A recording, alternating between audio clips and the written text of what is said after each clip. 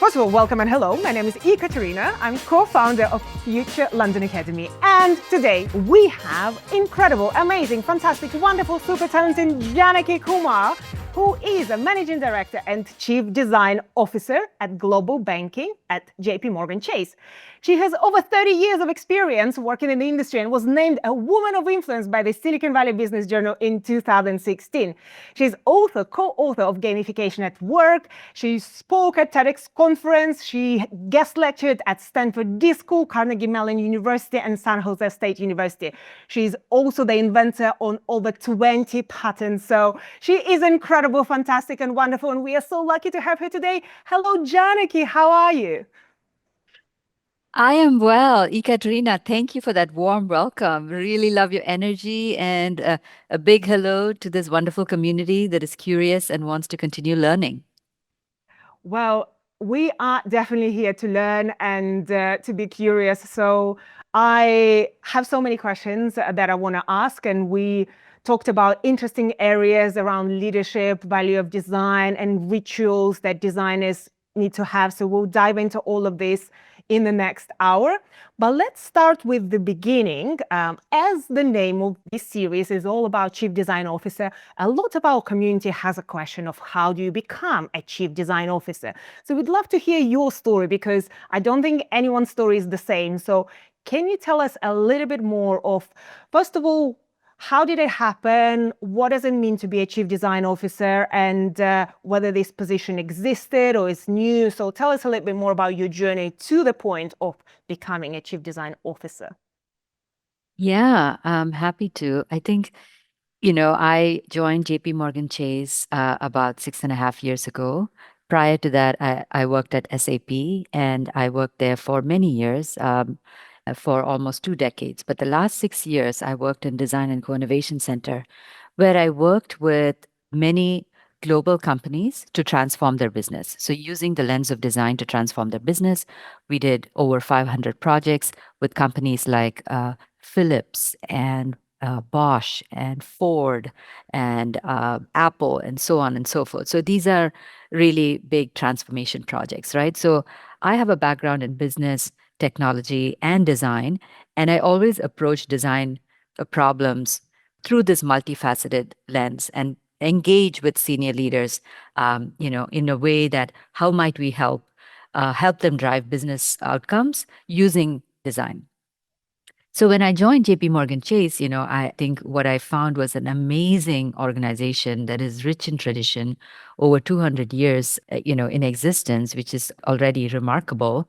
I started to work in a small area, which is the real estate. I mean, small in by JPMorgan size, but it is in fact much bigger than many companies.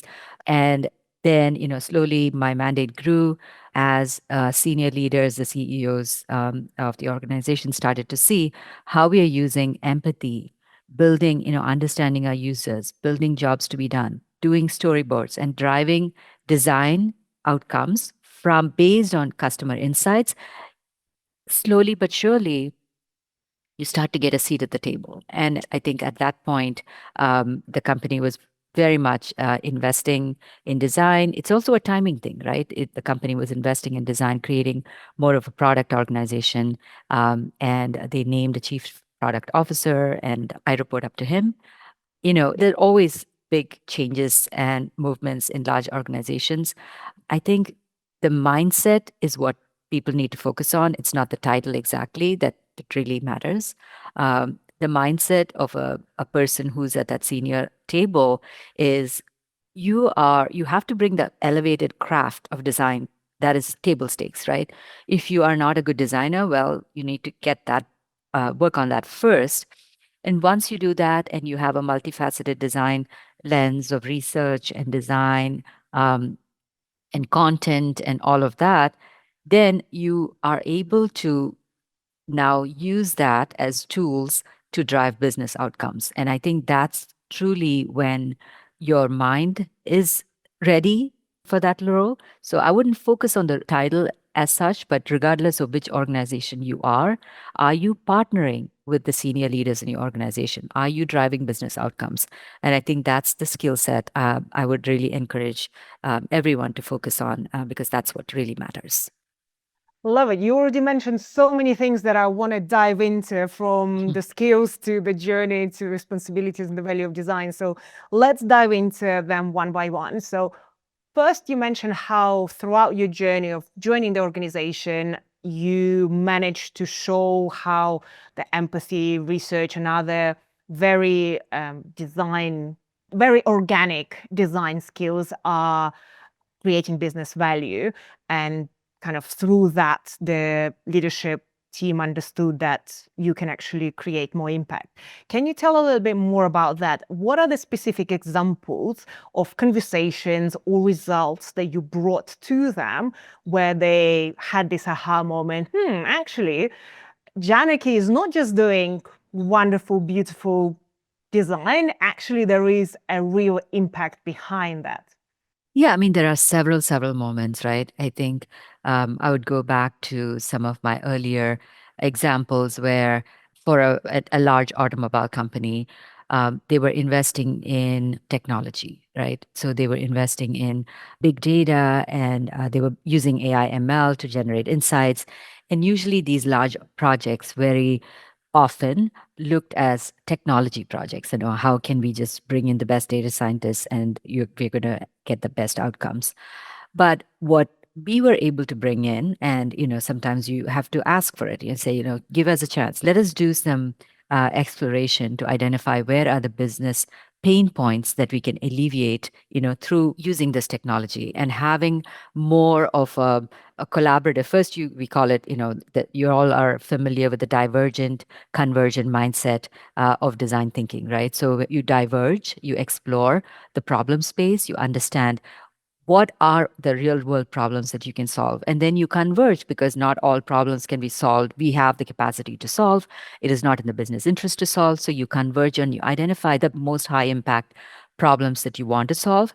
And from there, if you have the chance to bring in both design, product, and technology lens to that particular problem, selection of that problem is really important, right? And then you define the problem, you detail the problem, and then you work with the technologists to actually deliver the results, right? And there are so many examples where, for this automobile company that I mentioned, we were using the data to deliver conditional maintenance insights. So how might we increase, how might we improve the experience of people who go into dealerships, right? So those are real moments that matter in a client experience, and identifying the moments that matter through this divergent, convergent exploration. And from there, using that as your raw material to drive design outcomes is actually, in a nutshell, the best way to have an amazing impact. This is so great to hear that essentially the process that you have and very much follows double diamond or whichever design thinking diagram people prefer to use, and changing from divergent to convergent drives this result. I would love to dive a little bit deeper in the nuance of that, because I do believe hopefully now more and more people know that that's the process that helps people to go from a problem to a solution space. But I do believe there is also a very important piece of understanding what the problem is in the first place and prioritizing, as you said, from everything that you find, which ones to focus on. So first, when the client came to you with this problem, it's automotive company, how did you know that they came to you with the right problem? So you don't essentially spend all this time working on something, researching something that actually won't drive any results or impact on the business. So how do you know, or how narrow or broad was the brief at the beginning before you started this whole process? It's tricky. I think, to be fair, in the Design and Co-Innovation Center, we are kind of a design agency within SAP. We bring in technology, product, and design. So anyone who's worked in an agency, you have to follow the lead of the client. You have to trust your stakeholders. You have to build that empathy and trust in them to say they do know that there is a pain point, right? So you have to use that as a starting point, but not the end point. So you use that as a starting point and you kind of explore. So there is always this euphemism or this phrase we use, discovery before delivery, right? You try to explore and discover before you deliver the design. I'll give you an example, not from my own thing, but a very famous example. So there is a company called Oral-B that makes toothbrushes. It is probably an international company as well. So many years ago, a couple of decades ago, they wanted to make toothbrushes for children. And they were already like a very well-known brand of toothbrush makers, and they had, cornered the market for large for adults. So the company CEO, senior leaders came to IDEO and they said, "Hey, can you make a toothbrush for us?" And we know exactly what we want, right? We know it's for children. So just make it smaller and make it colorful, right? Those are the two characteristics we need. I know you guys made, the Apple mouse and all of those crazy, amazing, successful products. So for Oral-B, we just want you to make a smaller, colorful toothbrush for children. So IDEO, and David Kelly tells a story where he says, just give us a little bit of time to do some discovery. We want to discover and then we will deliver. No, we completely trust you. I know we want to build something successful for children, but can you just give us some time? They're like, all right, go for it. We know our business, but sure, go for it. So they said, okay, let's understand. And they went into they did site visits. So they were invited to some families. They watched little children in their bathrooms brushing their teeth. And they noticed that children actually don't have the manual dexterity to hold a small toothbrush. They need a larger, they don't have that manual dexterity, right? And the way they also have to place the toothbrush in their mouth is slightly different. So now they came back and said, hey, we actually got a couple of insights that are counterintuitive, right? Because they used a beginner's eye to find out what the users really need. So there is power in that discovery. So they came back and said, we should make fat, squishy toothbrushes that are skinny on the top. And they designed that. They literally had the market leadership for several years to come until all other competitors, now it's a de facto shape and of a kid's toothbrush, right? I mean, that goes to show that even in areas where there is, generally accepted expertise in a thing, and people have been doing this for several years, several decades perhaps, in fact, as a designer, when you come in with a beginner's eye and you are, you're humble, you respect, it's a kind of balance you have to strike. You're humble and you say, I don't know your business, but I do know design. I'm going to look at this thing. I'm going to learn and as fast as I can to understand this and ask questions that are human centric. Right? That's the lens we bring in. Ask human centric questions. And most often than not, it's going to create more of a innovation opportunity that the business did not have. And also this client centricity. Sometimes we in large organizations, we work on problems every day. We come in, we address, we do our emails, we do, things, tasks that we need to do. We forget who are we here to serve? What do we need to do for them? And just constantly reminding ourselves, why are we here? What is our purpose? This purpose driven leadership can have a transformative difference in organizations, large and small. This is such a fantastic example. And I love a few things about how you also told us about this example. So first of all, I think there is big learning about the power of empathy and research that, again, we discussed the designers, that's the skill that we are trained on to understand the user, to be human-centered, to actually see the world with curiosity. So I think this is fantastic. And I love how you show how it very directly links to the final business outcomes of having market domination, of actually looking at the problem from a different perspective that essentially gives you such an incredible advantage that essentially drives revenue. I also loved how you talked about respecting the client and not saying no, that they don't know what the problem is, but saying yes, but just negotiating a little bit of time to see it through the other lens. And I do believe this is, especially in business, one of the most important skills for designers. No matter how much you know and how many skills you have, being able to communicate to the person and stakeholder, the client, what you want to do in the way that they'll want to hear and they will allow you to do. So I love that you talked about this. I also wanted now to go to the prioritization, because I think, again, creatives and designers in general can come up with great ideas and find incredible insights, and sometimes too many ideas and too many insights. So it becomes very crucial when we get to this convergent thinking to prioritize what we'll focus on, whether it is in an agency setup or in an in-house setup. How, whether it was in this example of automotive company or currently where you work at JPMorgan Chase, how do you prioritize from everything that you can focus on the efforts of the design team? Yes. That is really the art, right? I think it's easy to come up with a ton of ideas, but choosing the right one to focus on is so important. As you know, I have studied gamification, and I'm really a student of how to use the creative muscle of humans to drive outcomes, right? It's not a drudgery. That work should not be such a drudgery.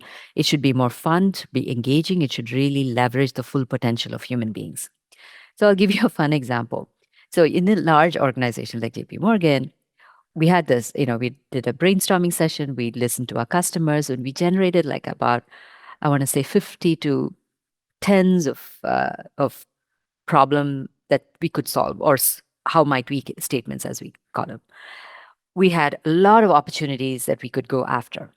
And what we needed was our senior leaders to help us, because this is not something we can do for ourselves, right? We need people who know the business, who know the technology potential as well. So we want to go after things that we can achieve and will also have a positive impact, but we know there are all these problem areas we could go after. So what we did was, we kind of made these artificial um, money, right? So we got like $100, but we just printed it on laser printer. But we kind of made it into, we put that person, our least senior leader's face on there, and made it a little fun, like, Mickey Mouse money. But we said, okay, and we put it into an envelope, and we went into this session, and we said, we've done all this research, and here's everything that we've learned. And by the way, now we're at a point where we have to prioritize. So here is a board, and we created a big blackboard, and we put all the ideas, laid them out on the thing, and we said, and now we would like to present you an envelope. And this envelope has, 100 notes. So can you please put the money for these ideas and explain to us why you think that is a good idea, right? So what that, the rest of the time, we learned so much from the CEO. And first of all, credit to this person, right? Like, he played along with us. I want to talk about creative cultures and sometimes giving ourselves the permission to be the creative energy in the room. Sometimes you have to pick up the energy of the organization. And remember, I'm in financial services, and it's very serious, right? Everyone has extremely intelligent folks working on very, hard problems. And here we are as designers. If we mimic that energy, we will also kind of curtail ourselves. We will make ourselves small, and we will not be able to reach our full potential. So credit to this senior leader. So we said, hey, this is going to be very different. It's going to feel a little uncomfortable. I want you to be, like, play along with us. Here's this envelope. And he just went with it, right? Like, he just dove right in. He was so fun. And even today we speak about that because it was so memorable and a great way to prioritize.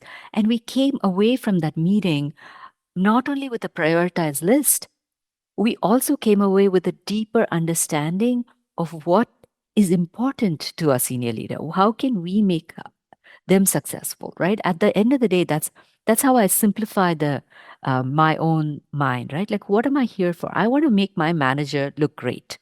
to do that, it's a simplistic way of saying I have to know the business objectives, I have to know the constraints, I have to know the timelines, I have to know all of these things and know before my manager knows when they go into a room, what do they need to know, and so on and so forth. So this time, it just allowed us to build a trusted relationship with the senior leader and also like the others who were in the room. They were just stunned by how much was shared in the meetings, because sometimes we don't get as much insight as we do in regular meetings. So all in all, my advice to prioritization is acknowledge that it is hard. Okay, so let's just all agree that it is very difficult.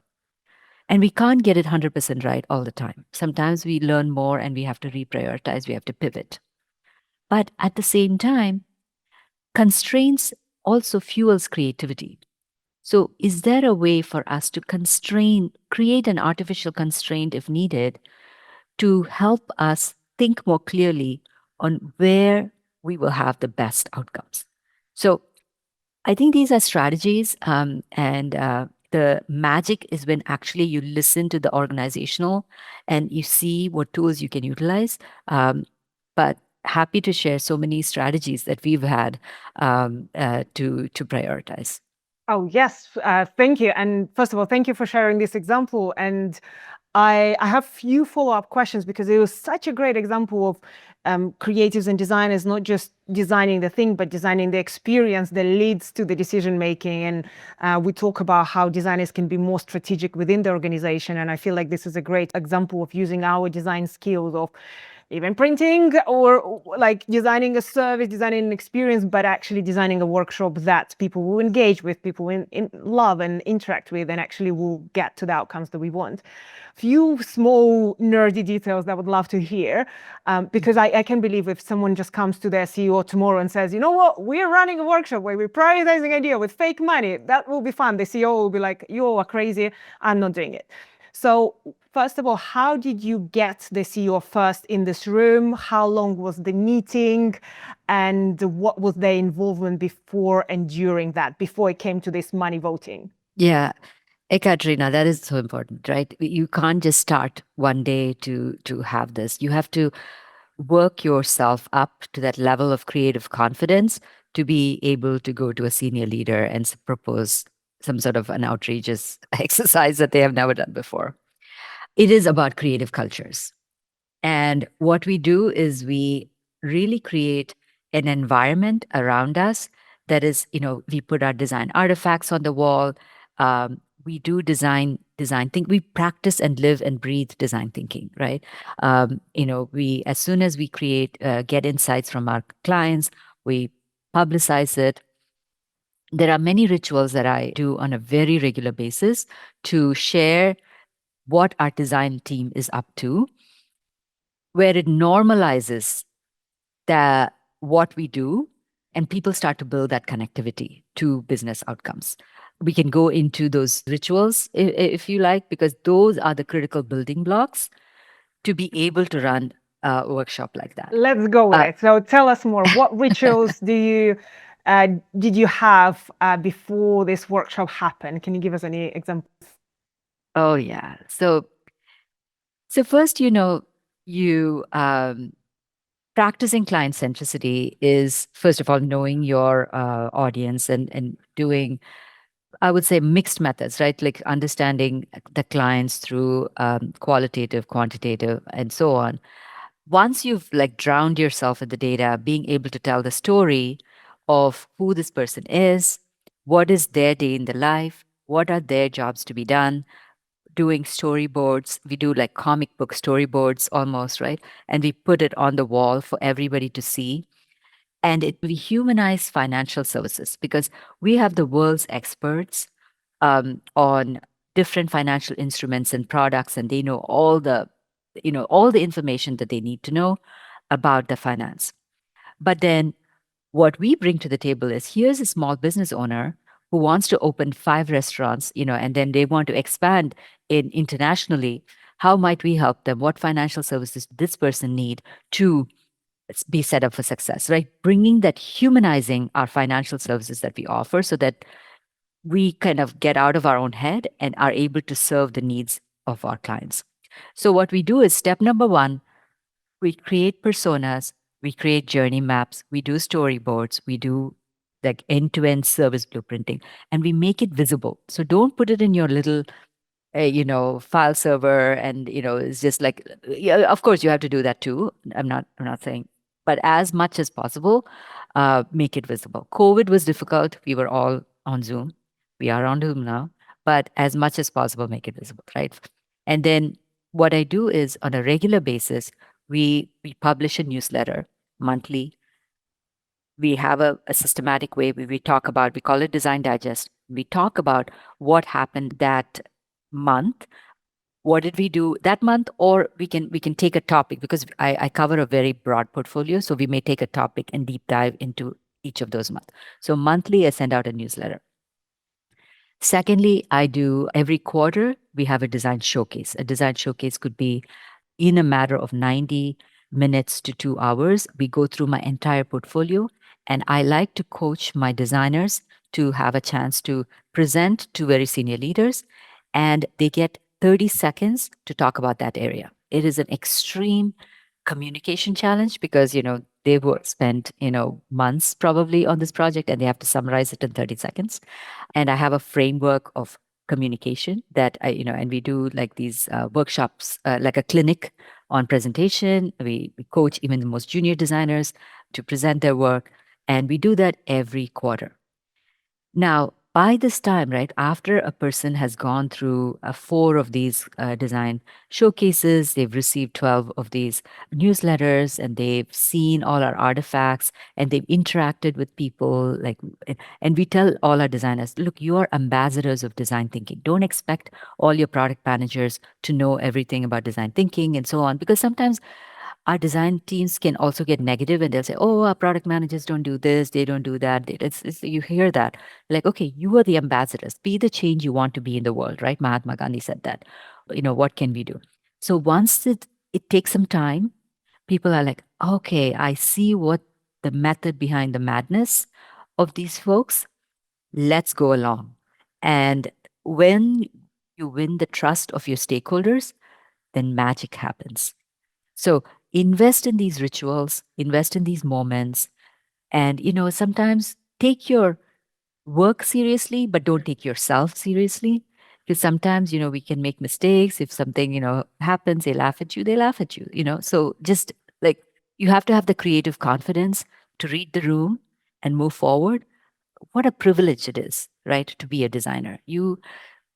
If we don't give ourselves permission to express ourselves creatively, who does? Right? So I think that's kind of like the attitude I go in with, and it's worked so far. Ah, thank you so much for sharing. These are such brilliant examples and very practical and very doable for anyone in any size of the organization. I love specifically that you not just have those rituals, but also train your design team on being good at presentations and actually being able to deliver that. And you have the constraints of 30 seconds, which again is talking about creativity. I think is such a wonderful way to make sure that someone delivers the maximum impact. So thank you so much for sharing. Let's go back to the workshop with the CEO and fake money and all of that. This is just fascinating. So after clearly you've been talking about design and sharing those rituals with the rest of the organization, was it part of some, again, quarterly planning, this workshop that happened? Yeah. Was it something standalone? How long was it? And what was the CEO's involvement? Yeah, we have an operating committee. We have very frequent, before the start of an initiative, there is prioritization. I mean, this should not be a surprise or a new technique to anybody, right? We've used voting dots. If anyone has used design thinking, we use voting dots to vote on ideas, right?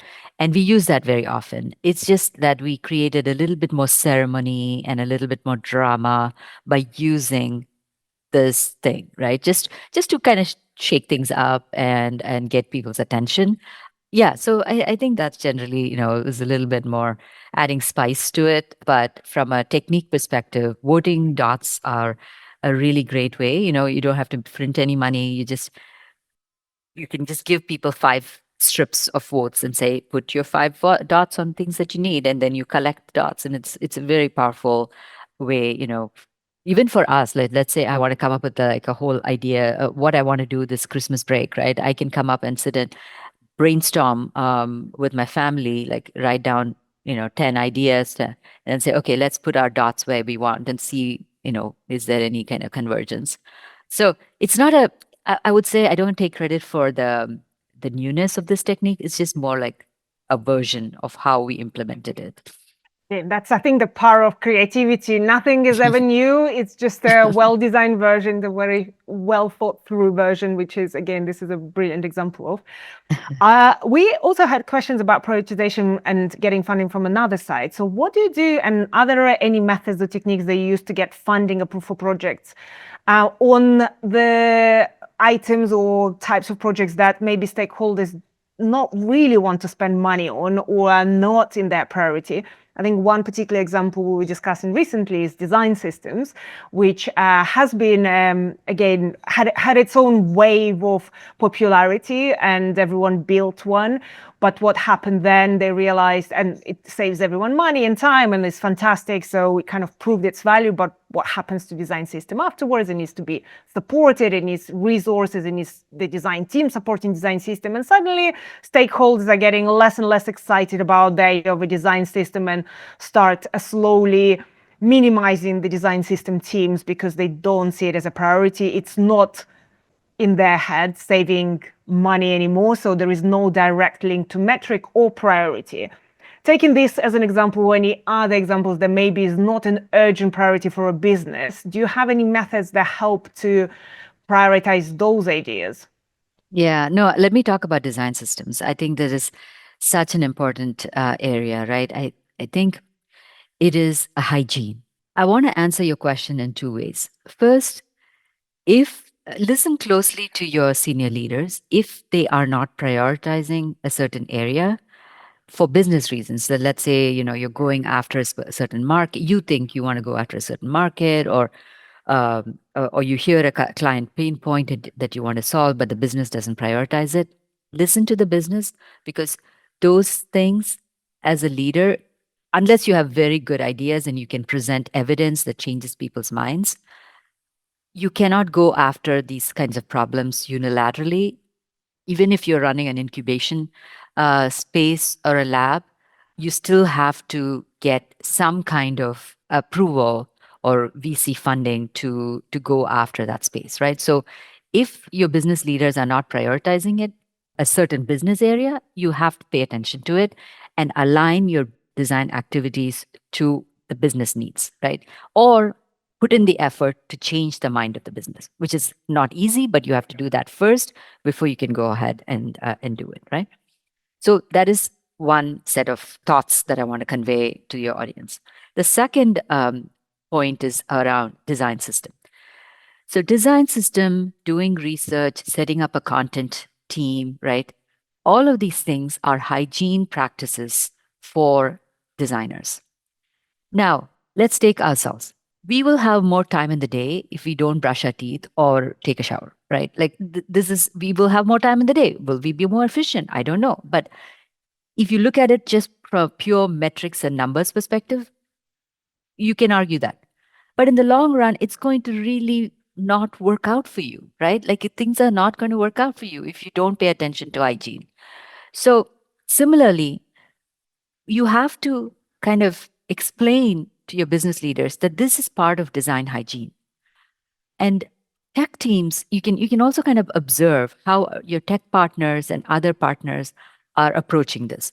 They have, agile ceremonies, they have certain rituals, retrospect. There are certain things that your team around you can do, and it varies from company to company. But you can kind of explain using analogies to your senior leaders. So this is really important. And if without that, experience is going to get very, chaotic, and your customers' CSAT is going to go down. You can explain it however you want. But as a leader, you have to have the confidence to fight for hygiene practices in your organization. Otherwise, you're going to lose the battle. That being said, when it comes to design systems, I mean, what I've learned in my life, right, is sometimes I've seen these enormous design system teams. And which seems like a luxury. And at the time of setting it up, everybody gives the funding and everything is happy. But then what happens is those teams start to get like an ivory tower mentality, and then the rest of the other, even in the design teams, the designers are like, I don't want to use that, blah, blah, blah. So there seems to be like a negative energy. So what I've done in my role is have a very small, lean team of design system practitioners. And these are people who can see the forest from the trees. It's a different mindset. There are some designers who can listen to the product managers and you can craft that wonderful experience, screen by screen by screen, or, you know, every touch point by touch point. There are some people who can sit back, they can see the big picture and they can see the patterns, right? Tap those people and make them a small, lean team of design system. Then you create ambassadorships in all of the areas because they need skin in the game to be able to contribute and evolve, because design system is not static. It needs nurturing and gardening. And then more and more build that narrative, that end-to-end narrative, to see how the breaks in the experience are going to cause like breaks in the overall customer experience. And it's going to actually affect business outcomes, if not today, but very soon. So you have to build a narrative, you have to explain the value. And if you as a, why did they hire you as a design leader, right? If they hired you as a design leader, they kind of trust your instincts. They're going to trust that you know how to run a team. And then from there, you have to, use that social capital that you have wisely and make sure that your team is set up for success for today and for tomorrow.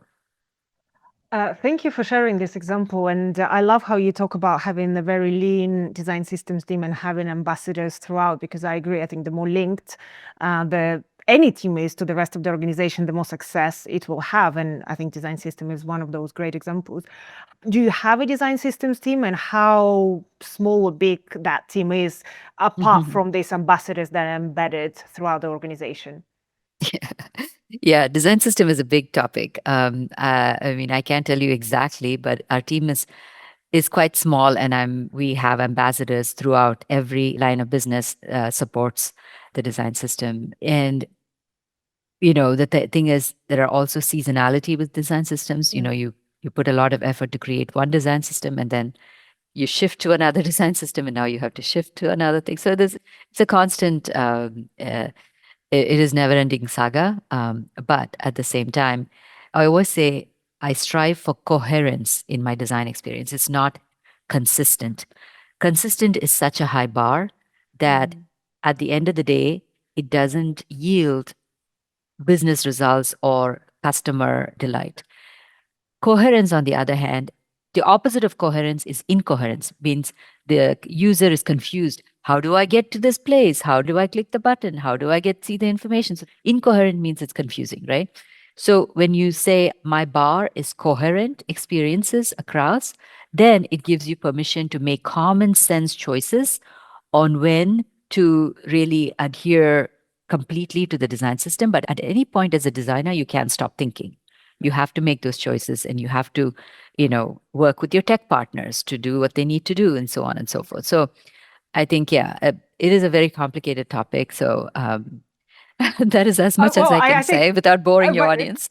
It's very actually helpful to hear your thinking process. I would add to what you were saying about the hygiene and kind of consistency being a way to avoid problems in the future. And and credit to Morgan from who works for another wonderful financial organization, who shared this article with me, which was about Citibank losing 500 million based on a mistake in their user interface. It was credited as human error. And she basically, whenever someone tries to argue the investment in design system or supporting the design system, she sends the article to show that it's a potential risk that we're trying to avoid. Same as you described it, as a hygiene situation where it's not about how you're going to save money now. It's about how it prevents us from not having time to look at every single interface of checking everything with, because if everything is new and the design team and QA team and whoever needs to check everything from scratch every time we build something, that is an incredible opportunity for mistakes slipping and essentially leading to financial loss with this example of Citi. So yeah, I think sometimes you need to Yeah, put the I, future I, I money. completely agree with this person. I mean, at the same time, right, it's a very delicate balance. Design systems do raise the bar for common patterns and usages. Users navigate from the dashboard, they go into a detail page. There are some very consistent patterns on how users interact, and there is really no need to reinvent the wheel there, right? People know how to do it. So let's piggyback on that and let's put our energy into creating those innovative experiences within. So raising the overall bar and then using the time that we have to really think about what is the business problem that we're trying to solve. It is a continuous iterative approach. So, it's not easy. I feel like design in general it's a good thing. It's never ending process, but also I do believe that it's good to check in with the team and with yourself again, how you distribute your efforts. So I love your example of having Yeah. embedded team members across the organization. Yeah. Let's pivot to the conversation about leadership and the role of design at the leadership level and all the things that you need to know as a leader being at that leadership position. So first, I would love to talk a little bit more about skills because we have so many questions about what skills do you need when you get to that level? How do you learn the skills? So could you tell us maybe about your top 5 skills that you needed to learn when you got to that leadership position? Yes. I think curiosity is an extremely important muscle that you need to stretch. Today, thanks to all these podcasts that are available and so on, when I first came into a domain, and another way in which I had to jump in with both feet was during the Design and Co-Innovation Center, where we were doing multiple projects with different companies, doing different businesses, different, like all kinds of, very interesting things, solutions. And I was like, wow, this is amazing. And I love to learn how businesses work, right? What can you do? You can educate yourself by listening to podcasts on what that is, or, you can get these micro moments of or talking to experts, right? So, like trying to understand the domain a little bit makes you get a little bit more connected to both your stakeholders, your users. You can have a better follow up questions. So that's a continuous learning. I think, even within the space that I'm in, I've set goals for myself for 2025 on areas that I want to learn more about, right? And I'm going to seek out people to teach me this new area. So curiosity and understanding more about the business is really, really important. And technology is growing, is really accelerating. And, as design leaders, I think one of the things that we have to start thinking about is, where does AI, ML, generative AI, where is that going to take us? What does it mean for our profession, right? There are things called agentic UIs, which we are starting to invest in. Agentic UIs are make small agents that can do tasks on behalf of the user. And it actually can cut across a lot of noise and create a much better seamless experience for our users. So these are new tools and technologies that are available to us. And we as design leaders, we can be stuck in the past. We have to go lean in, find out, how does this work? And I love learning, so that's always something that has been good. And I always feel like a beginner, and and regardless of how long I've been doing this, every time there's like new stuff to learn and new areas to grow. Design is also getting very, very interesting, right? And I work in the more on the enterprise space and the business space, but at the same time, people are using consumer products, right? The same person may be ordering stuff from Amazon, they may be ordering their Uber, they're doing everyday consumer applications using consumer software, and that is where the bar is. So we in the enterprise cannot think about, oh, we are only for complex use cases. Things are shifting, a new generation is entering.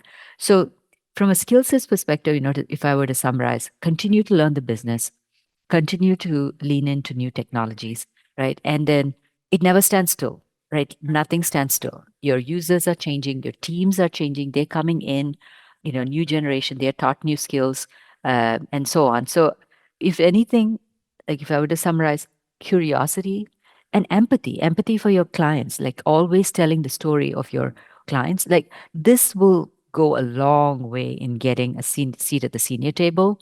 Storytelling, right? Sometimes we can drown people with too much information and go on and on about design jargon like anybody else, right? You lose your audience. Instead, tell the story about your clients, tell the story about your customers and your users and how what you're doing is going to have a positive impact. And now you get their attention. So, yeah, storytelling is important. Curiosity and continuous learning is really important. And, at the end of the day, you're a leader, right? And communication is also important because when you get to a certain level, you can do everything yourself. You now need to lean on your teams, your organization to have the same mindset, your same way of thinking, so that they can also act on your behalf. And you have to explain the why and give them the purpose. So this purpose-driven leadership it becomes very important. So I would say that those are the three skill sets that we need to continue to hone.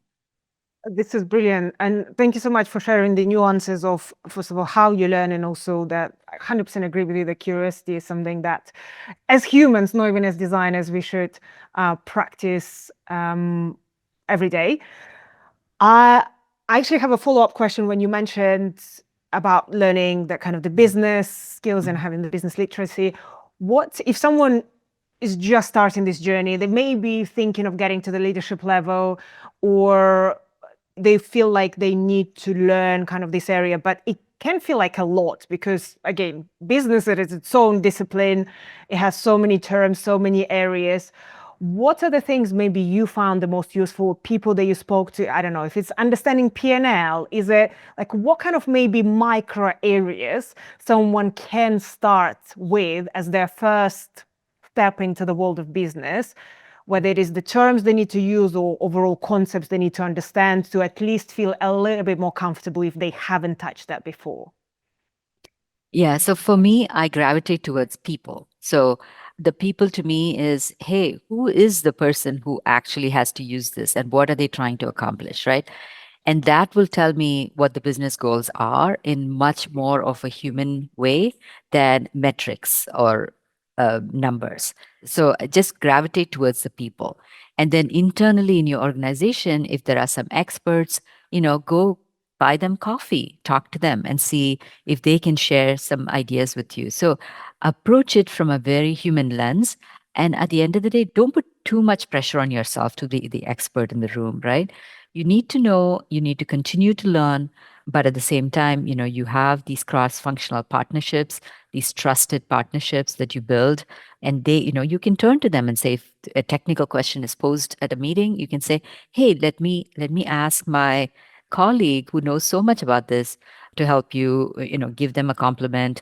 And at that moment, at the same time, if someone says, can you teach me a little bit about design? What do you do? Drop everything, go teach them because you're paying it forward. So you help others in your organization, they're going to help you right later on. I think people are the key to learning. That's at least for me. Of course, you can read a lot of books, you can do a lot of things, but I learn best when I interact with people. Oh, this is a wonderful approach. I love how you say about just giving a compliment to someone and asking them for a coffee and saying, seems like you know so much about this topic. Can you tell me more? And especially when people are passionate about things, and we all know that from the world of design, we are passionate about design. So of course, if someone says, oh gosh, can you tell me just a little bit more about design? I'll buy you a coffee. Then it sounds like a wonderful opportunity. And it feels the same if you're an expert in finance or anything else, and just having a conversation can open so many interesting insights. Yeah. If I can add one more thing, Katrina, I think as a leader, who do I hire, right? The people that I hire, I need to see what their skill sets are, obviously, what their skill sets are today. But I'm always looking for that person who's curious to learn more, right? It's their potential that attracts me. And I see that, my business is changing. I may be doing something today, but tomorrow I may be doing something completely different. If this person is very stuck in what they used to do, they can't, shift and move and really go into these new areas with me, right? So I think, it's okay if you don't know something and you don't know something, that's you're already ahead. And if you're willing to take the effort to learn, wow, you're top of the game. Such a great comment. I remember Google used to have a policy, I'm not sure if it still exists, that they would only hire developers that don't know the language that they'll have to work in, the programming language, because the whole kind of thesis was that programming languages changes, they might change it at Google. So if someone is too obsessed with the one they know and they only want to do everything in that way, they won't fit in, because it's whole idea that you should always use the best tool for the situation that you have. So if you have to start from scratch and learn something completely new, then in the future you're more likely to use variety of tools to the situations rather than kind of using the same tool for any problem that you have. I haven't heard that, but that's interesting. Yeah, that's an extreme example, but great. Um, I would love to hear also about the skills that potentially you as a leader or design team or designers overall bring to the leadership and the boardroom, because we talked about empathy a lot as something that again is very organic and natural to the designers. What else do you think you brought to the leadership conversations and the business conversation that wasn't there before? Yeah. I think one, Maria Judas, who you've interviewed before, and she's a very close friend of mine. She's an amazing leader. She wrote a book called Change Makers, and she interviewed me for that book as well. And the one of the quotes that really I think about a lot is, "No one hires a design team to maintain the status quo." Think about that, right? Even if a product manager, product team hired you and said, "Oh, all I need is just for you to give me a bunch of screens. I know exactly what I need to do." You kind of have to know at the back of your head, even though they're telling you that that's what they want today, their expectation is that you are going to make it better somehow through using your power of design. So you, as a design leader, you are a change maker.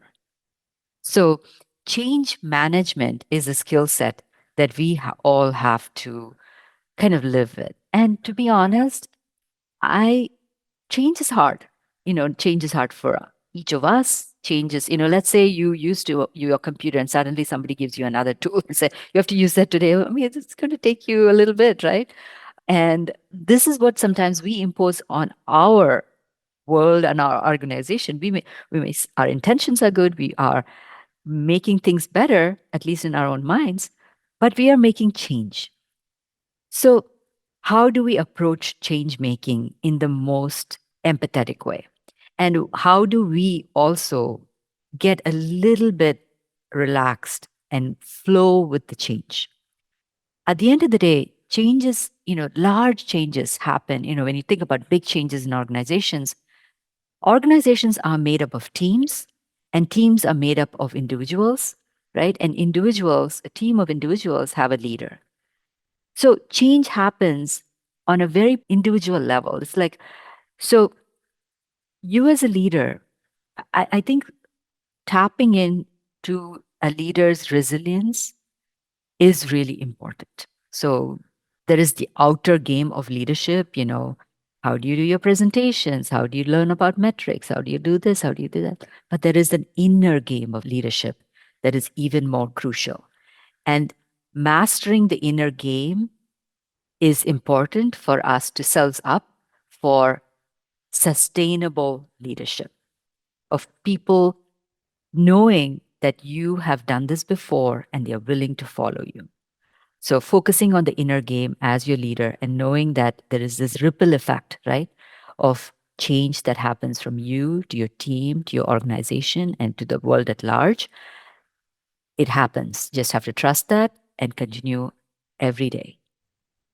And how do you do that? Like internally, how do you improve your own, whether it's thinking, mindset, confidence, whatever that is that will help you create that ripple effect? How did you find that inside yourself and kind of crafted your own approach to leadership? I think it's an ongoing journey, but I can share some tips and tricks that I use. What I did is started a meditation club at JP Morgan every Tuesday at 1 o'clock. We go on Zoom. We started it for 30 minutes, but we only meditate for 15 minutes. We have a little bit of a chat. We have some topics that we want to discuss, stress management. It could be, many topics. And we have some amazing content that we've been cycling through. And people join. It's invite to all. And it is such a simple thing, but it takes us a moment to really calm down, reflect, and go back to our work with a better perspective. I think that is just one example of how you paying attention to your own mental state and will avoid making mistakes. So sometimes I may just need to step away from an email before I reply to it because I'm not going to give the best answer. I know that, right? So there are those moments. There are also things that, let's say you're doing user research and you're listening to clients, you're listening to users saying a lot of things. And there may be loud users and there may be soft users and there may be people who are exaggerating the problem, some people who are just minimizing the problem, or sometimes they don't want to feel like they're having a problem. They might even say, oh no, there's no problem, but then you see them all struggling all over the place. You could just react to what you hear, but it's important to synthesize and digest. And that's where the raw material, comes out, right? And that's the time and space that you create for yourself, and the time and space that you can also create for your teams, working with your senior leaders to say, my team needs be advocated for no meetings Wednesday afternoons and Friday afternoons. We tried to do one full day, but it's too much. So we did 2 half days because we told them people need heads down time. They need to think, they need to create. So I think those are simple ways in which we can create those practices in the organization and help us prioritize our mental well being as well as, just elevate our own impact in the organization. Thank you so much for sharing your approach to this, because I 100% agree with you. It's so important to think about our mental well-being, our team, and how we think, and that's something that isn't visible within any organization, but actually that's what probably influences the most, the types of decisions they will make, who you are as a team, who you are as a leader. And sometimes, yeah, taking that step back and an extra breath to make sure that you can be your best self in this situation, whether it is answering email or answering to someone, Yeah. it can create such a massive difference that, again, will have a ripple effect on the entire organization. It's not perfect by any means. There are always moments where like, I shouldn't have done that. But you have to have practice self-compassion as well. Sometimes you make mistakes. It's good to hear you also are human, Janaki. I don't think there is anyone ever, so far I haven't met a single person who felt like they always made the right decisions, they always said the right thing, and they never made a mistake, and they're just nailing life. So I Yeah. think it's good to hear that no matter how senior you get, no matter how much experience you have, you will have moments where you're like, maybe I should have done it differently, but that's how we learn. That's how we learn. We will be taking questions from our lovely audience in a second. So please start writing all of the questions you have to Janaki. I already see there are some popping in the chat. So please write everything you would like to ask, and we'll try to answer as many of them as possible while people are thinking and writing. My next question is about, so we already mentioned the mental health and well-being. What was the hardest day for you within your leadership journey, and what was it, and what was your thinking in that moment, and how did you get out of it? Reorgs can be very hard. And I can talk about a reorg that happened at SAP where, I was leading a whole bunch of designers in the Palo Alto office. So I had all the designers in different lines of businesses, and they were all reporting up to me. And then they had a big reorg, and they were going to start at the design and co-innovation center at that time. It was like 3 people. I was a founding member, and and I had to take each of my entire design team, and transfer them to the lines of businesses, right? And so it's heartbreaking because you hired these people, you interviewed them, you nurtured them, they came up as interns, and now they are, senior lead designers. And it's like, I don't, they're upset, you're upset. So you have to go through that whole reorg journey, and as empathetically as possible. And then once they go in, and then now you're like left with a skeleton team, right? Like now you have to rebuild all over again. And honestly, that was hard. But at the same time, I think that, as I mentioned, now when you ask me, I'm able to pull from my experience in the design and co-innovation center space, because it was such a transformative experience to be able to go from product to business to business, technology to technology, like really having that breadth of experience, has, I think, was amazing. It was like going back and getting a second MBA, because now I feel like we can do that, we can do this, right? So I think gives you a little bit of confidence.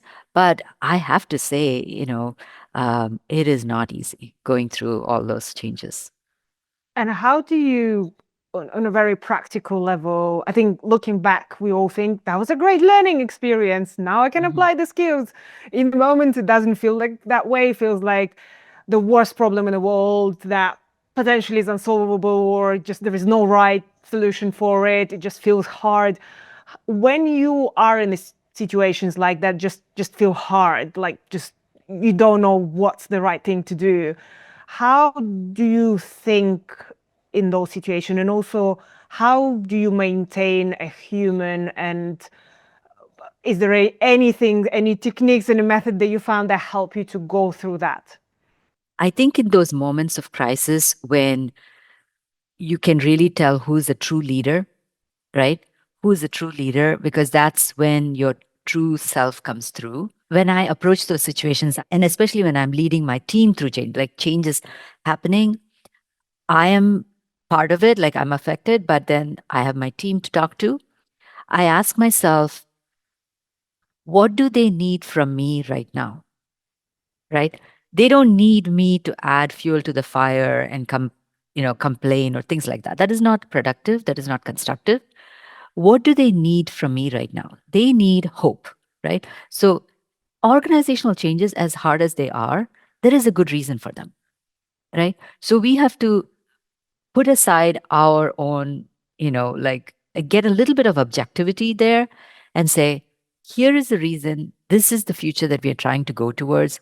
And guess what? You are part of this future, just you're going to be in a different way. You're going to contribute in a different way. And this is the new future that we're going towards. That's what they need to hear from us, right? So I think I approach like every meeting, every team interaction, what do they need from me right now? And can I pull that from myself to give it to them? And then again, I have to take time for myself, like make sure that I don't do that all the time, because then I get depleted, right? I don't have anything more to give. So I have to make sure that I take time for myself to replenish my batteries so that I can show up as the leader that I need to be for the next change. This is a great way to think about those tough situations. What do people around me need? And I think that, again, that can be applied to design, business, or just personal life at any point. I feel like when we face those situations, just looking around and thinking, okay, how can I be the most helpful and useful to the people around me? What do they want to hear, or what do they need to be done to make sure that their situation is a little bit better? It's empathy. It's all about empathy at the end of the day. Let's pick up some questions from our lovely audience today, because there are so many wonderful ones. And one is connected to being kind and empathic. Mark is asking, how can you avoid being taken advantage of when showing empathy and kindness? Mark, if someone is taking advantage of you, it's on them, right? I think you can advocate for yourself. I think know yourself as well. And sometimes I go into meetings asking myself, what do I really want? Like I mentioned earlier, what do they need from me? So this is my team, managing down to my team. But let's say I'm going to a negotiation or I'm talking to a peer who I need something, to work out something. It's easy to just bring up a whole bunch of things and talk about, a lot of things. That and at the end of the day, you're like, what did I talk about, right? What did I accomplish? If you go in with an intention and say, what do I want? That intentionality will give you the focus that you need to say what you need to say and not say the things that you don't need to say. So I think if someone is taking advantage of you, it's a very hard situation. I feel for you, and I do sometimes, love to wallow in self pity as well. You can do one of two things. You can either confront them and address the problem, or you can say, you can kind of ignore it and like make a note. Okay, and now I know what kind of a person you are. You can choose. And if you choose to confront them, make it a productive conversation and say, hey, I noticed this. Can you explain why? Right? Like if you lean in and ask in a curious way, not accusatory, but give them the space to explain themselves, you may learn something too. So, yeah, life is a journey. It'll all be okay in the end. If it is not okay, it is not the end, right? Just keep going. This is a wonderful, wonderful advice. I think just keep going. It is true. At the end of the day, we only do design. We're not saving lives, so it's okay. We can survive. But it is. I agree, and I feel very. I feel for the person who asked the question mark. Like you're a good human for being kind and trying to be empathic to people. So just remember, Yeah. stay good. You're not, also, Mark, you're not alone. You know. There are moments it's like, what am I doing wrong? What signals am I sending that tells you that it is okay to do that to me? You know? So, yeah, we've all been there. Yeah, we've all been there. Derek is asking an interesting question. Humans learn through failing or through sharing stories of failure to impart wisdom. What role has failure played in your journey, and how do you leverage it in your organization? Oh my God, yeah, so many learnings. So sometimes I talked about how I have to take a breath and I have to calm down. It is actually because I have a bias towards action. So when I see a problem, I rush in and try to solve it. And sometimes that's not the best approach, right? I can tell you many ways in which I have done that too soon, where I had to let it play out a little bit more. And as I've learned, as I rise up in the organization, when you're a junior IC, right, when you're a designer, I want them to have a sense of urgency. When I tell them, here's a problem, I want them to rush into that burning building and try to put that fire out, right? Like that is a quality that I treasure in my design team. And that is the kind of quality that I bring to my leaders too. Like, why am I at the senior table? Because they trust me that they point out a problem, I will run into that burning building and try to put that fire out, right? That is something that I really do that. But when you are leading your teams, it can backfire because if you have a bias towards action and you try to solve your team's problems, especially your leaders, your team leaders who report to you their problems, first of all, you're sending the wrong message. They could get used to it. And then the next time the problem presents itself, they don't know how to solve it. Or secondly, they can kind of feel unempowered and they may actually hold it against you that you're not giving them the space to solve their own problems. It's a very delicate balance, right? So I think if you see something, say something. Obviously, I think there's no point in just holding your opinions to yourself. But what I've learned the hard way, and I'm still learning, I have to say, is when to act with a bias towards action and solve people's problems and when to let it play out. Oh, this is a great point. And again, going back to personal human interactions, Adam Grant, a wonderful psychologist that I'm a big fan of, always says when someone is sharing a problem, do they want solution and do they want sympathy? So I think sometimes, again, as designers, as problem solvers, we would love to jump into solution in any situation. And sometimes people just need sympathy. Sometimes people just need a conversation. It's not always about solutions, but you're right. Understanding when you should jump and solve the problem versus step away. It's a difficult one. And Tony is asking how to promote and sell design services to business leaders as a startup? For example, strategic design, creative design, and design facilitation services. Yeah, startup, by its very nature is lean, and it's really doing very, the most important things, prioritizing, right? So the closer you can get to your CEO or a senior leader and understand, interview them, find out, hey, what does success look like for you? What are the things that keep you up at night? What are you worried about? And then maybe propose, would you like, these are skill sets that I bring, and here are some examples. Do it in a collaborative way so you get the buy-in from your senior leader. I think some of these design, a lot of it can be done grassroots, right? Building momentum. But the type of design that we want to do, it is from a top down.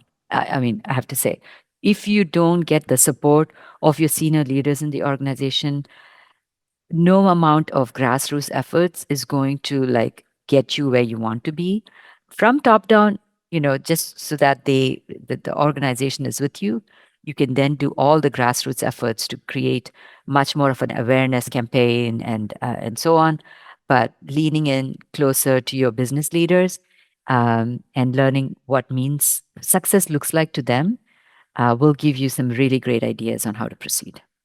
Brilliant, thank you. Alex has a question connected to that. Alex works for a digital agency, and although our C-suite respect design and the impact we bring for our clients, they have never had design around that table. To evangelize and try to convert thinking, is it just a case of keeping on beating the drum? Keeping on beating the drum, it gives me a little bit of pause, because you don't want to say the same thing over and over again. Then you don't want to be known as a person who beats that drum, right? So you want to maybe find out why, if there is resistance in the organization, why is there resistance? Like if the organization is like really trying to meet their revenue targets for next quarter, and here you are saying, hey, let's do a large a quantitative study and longitudinal study to understand our users, yet there's no appetite for it. Beating the drum, if you say it in different ways, in different contexts, maybe showing success in small ways and then pointing to that success as an example of what you could do elsewhere, I think that's a very productive way to go, right? So, and also I value showing rather than telling. If you are struggling in this organization to make any kind of meaningful impact, and you know that they need to be doing something, maybe as a second project almost, right?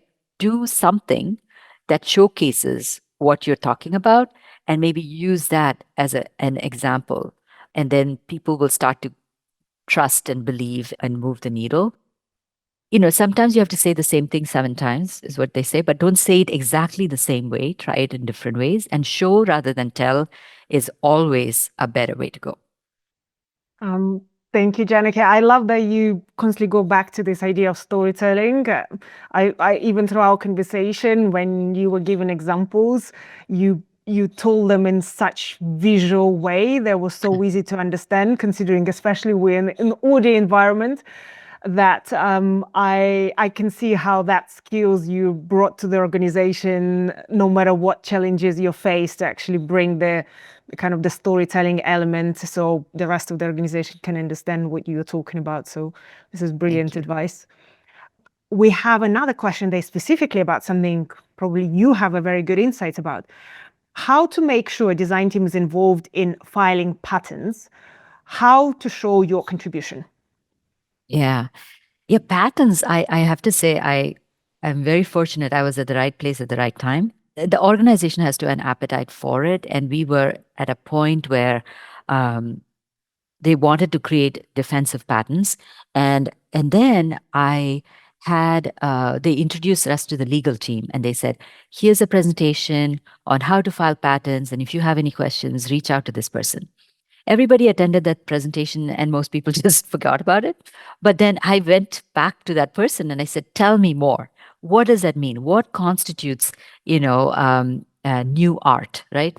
New art is like things, patent is for a new innovation that hasn't existed before. How do you understand that? And they talk to me about the process of, if you have ideas, they have to actually go and check, there's a whole database and there's a filing process. And so I got myself educated on what that new art means. And then what I did was I started to, and they said, okay, you can't do me too. So let's say you just Googled, this company does this company does that, and then you just try to copy it. Then there is prior art. Then if there's prior art, you don't have a leg to stand on. So it became very clear to me that when you lean into actual user needs, and you use that and every pain point, and usually how funny that there are two sides to every coin. When you see users having a pain point, it's like, oh no, I'm so sorry, they're having a hard time. After I went through the patenting process, I started to look at every pain point as an opportunity. I'm like, oh, that's a new problem I can solve in a new way. That is amazing. So it's like reframing it in a new way. And so then I have to say, like, it does cost money. So having an expensive lawyer, your organization has to invest in it, right, in some way. And then partnering with them, and then started to frame the problem, and then you have to do some extra work. Honestly, it is not the simplest of processes, I have to admit. You do have to do some extra work. You have to like write some documents, but they will help you. But what I did was I also gave credit to some of the other folks, the tech and the product people, so they also got more credit for it. So then it became like, then the first few patents, I had to kind of toil in the dark and the weekends and evenings by myself to get there. But then soon people are like, oh, I see, this is what it's about, and became a little bit easier. I hope that answers your question. I think now, I did my patents many years ago, so there was less awareness. Now you see it more common, but at the same time, prior art is something you have to pay attention to. Another thing I learned is that you can't, especially if you're in a large organization, you can't just be Googling all kinds of things. Like there's a lot of information available today, but that also kind of stands in your way of giving evidence that you uniquely came up with this idea on your own without being influenced by someone else. So in some ways it's easier, some ways it's harder, because there's so much information out there and so much that we see all at any given time. So I know it's not a perfect answer to your question, but that's my process. Thank you for sharing. And for people out of context like myself, can you just give an example of maybe pattern that is one that you were involved in, and also in general, what's the benefit of even going through this process? I did this was in early 2000 something. So this is quite a while ago. Trying to remember 2000. So we were doing a call center application, and sometimes when you call a call center, right? And this is way before like generative AI, right? So when you call a call center, the first thing that the agent has to ask you is, what is your name? Right? Let's say you're calling because your camera is not working and you have a problem, and you have like an urgent problem that you want to talk about. But then you pick up and you talk to the person, and then they immediately start asking, what is your name? What is your customer ID? What is the problem? Like, they ask you a bunch of questions that kind of derails your train of thought and also makes you more and more upset at the company, because it's making you, so it's just like not a great thing. And then in the call center agent side, what's happening is they have to fill out a form, and then there is like a drop down list box on, is this, are you talking about the camera? Are you talking about this? Are you talking about that? Then they ask something else. They're talking about. So it's like they have to do these, it's a hierarchical structure of problem definition that is rigid, and they have to use that. And so what we did was we created this dynamic categorization. So we can let the user speak about, try to get as much information about who they are, and we can confirm with them, hey, are you Ekaterina? You're the one who bought this camera, as much as possible. Just repeat back to them to confirmation, and then go into, let them speak about what their problem is. And from there, the system dynamically categorizes the problem using tags. So I have the patent on tagging in the enterprise. So what that does is, if you think about the database, it's not in a structured way. It is tagged the information, and that allows the a little bit more fluidity in the interaction between the person having a problem and the person solving the problem. And it needed a whole different way of setting up the database, a whole different way of doing the business process. But then the experience was also very different. That was a very successful one, and yeah, that's one of the And patterns. am I right to say that for you as an individual to have patterns under your belt gives you better job prospects? Or I suppose, like, what's for you as an individual, what's the point of going through all this extra pain? Extra pain, yeah. No one in my job prospects have referred to my patterns, but what it has given me is a certain rigor in my thinking. And I've filed about 20 plus 24 or so patents, right? But I have had hundreds of ideas that I have discounted as not original art. So it's like a mind where you're thinking about, you're drawn to innovation, but then you don't, it's also a humbling process because you realize that many of your ideas are actually already there in the world. So what is that unique problem that you're trying to solve? So I would say, as a person, I grew. As a person, I grew. I understood a little bit more about how the legal system works. But I don't think it has given me additional job prospects. Well, I suppose it goes back to our conversation about curiosity, being curious about things in legal. I think that's only speaks to how curious you are as a person and how many new things you can learn by just going through all these paths and doing new things. Yeah. We are running out of time, and even though I have many more questions, and I feel like everyone has been getting so much insights and valuable practical advice from you, Janaki, that I wish we had another hour. But I would love to finish with a question that we asked everyone who comes on our podcast, which is a bit more philosophical. Mhm. If you could change one thing in the world, what would it be? Yeah. I would say compassion, having a little bit more room for compassionate interactions with each other, and how we value success. I Today, if you say who is a successful person, I guarantee you people are going to think about the richest man in the world, the more, the person who's done, it's accomplishments that come to mind as definition of success and material wealth. But at the end of the day, what we really need is compassionate people in the world. And I think today, more than ever, with technology advancing so fast, we are going to get to where we go very fast, right? So, with all these technological advancements, we can get there fast. What's going to be important is our intentions. So, for us to have a compassionate intention for the future of the world collectively, we will find a way to get there. So, I think more compassion.